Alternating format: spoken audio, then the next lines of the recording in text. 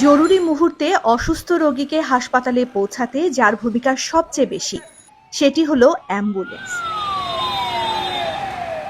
সাধারণ মানুষের জন্য অ্যাম্বুলেন্স সেবা যেখানে চড়া মূল্যের, সেখানে শুরু থেকেই সম্পূর্ণ ব্যতিক্রম ও মানবিক দৃষ্টান্ত স্থাপন করেছে আদ্দিন হাসপাতাল।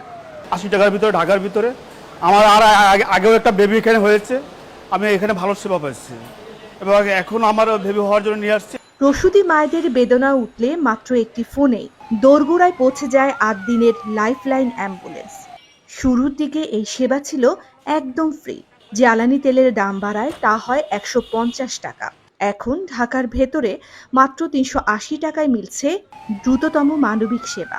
আমাদের অ্যাম্বুলেন্স যেহেতু ছোট, আমরা অনেক ঢাকা শহরের ছোট অলিগলি আছে, ওখান থেকে আমরা পেশেন্টগুলো আনা নেওয়া করতে পারি। দেশের বিভিন্ন প্রান্তে প্রতি কিলোমিটার মাত্র ৩০ টাকা ভাড়ায় রোগী পরিবহন করছে আদ্দিন হাসপাতাল।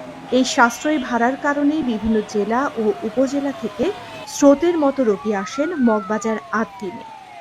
আজকে রিলিজ হয়ে আদ্দিন হাসপাতাল থেকে আদ্দিনের অ্যাম্বুলেন্স নিয়ে আমরা দেশে চলে যাচ্ছি।